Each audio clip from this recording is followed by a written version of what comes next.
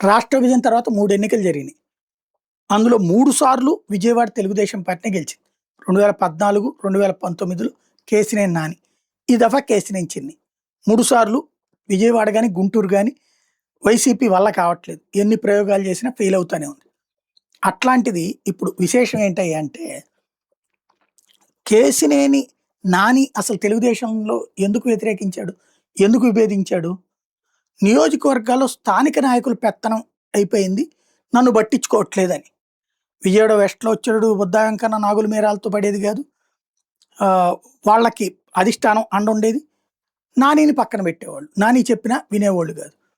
అదే సందర్భంలో మైలవరంలోనేమో దేవినేని ఉమా డామినేషన్. ఇతని మాట పట్టించుకునేవాళ్ళు కాదు. ఇతను వసంత కృష్ణప్రసాద్‌ని ప్రోత్సహిద్దామంటే అంగీకరించలేదు అప్పుడు. అలాగే ఏదైతే తిరువూరు దగ్గర సేమ్ ప్రాబ్లమ్. వీళ్ళందరూ అప్పుడు ఎంపీకి వ్యతిరేకులుగా నియోజకవర్గాల తెలుగుదేశం వాళ్ళు.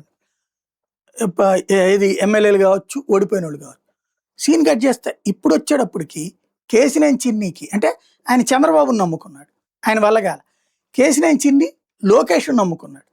ఇక్కడ పూర్తిగా ఆ రోజున నాని ఏది కోరుకున్నాడో అట్లాగా పార్లమెంట్ నియోజకవర్గం అంతా కూడా ఆయన ఆధిపత్యంలోనే ఉంది.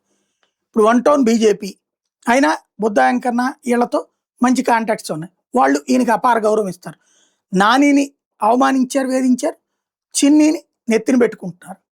అలాగే ఇతర నియోజకవర్గాల్లో కూడా సేమ్ చాయిస్. తిరువూరు లాంటి చోట్ల కూడా సేమ్ చాయిస్. మొత్తం చిన్ని ఎలా చెప్తే అట్లా జరుగుతుంది.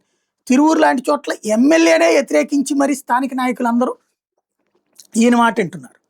ఆనాడు స్థానిక నాయకులు నానిని కాదని చెప్పి అధిష్టానంతో ఉండేవాడు. ఇప్పుడు చిన్ని కోసం వీళ్ళందరూ పనిచేస్తున్నారు స్థానిక నాయకులు. మరి అదృష్టవంతుడిగా చిన్ని అయ్యారు, దురదృష్టవంతుడిగా నాని అయ్యారు. కారణం ఏంటయ్యా అంటే ఆయన చంద్రబాబు నమ్ముకున్నారు, ఈయన లోకేష్ నమ్ముకున్నారు.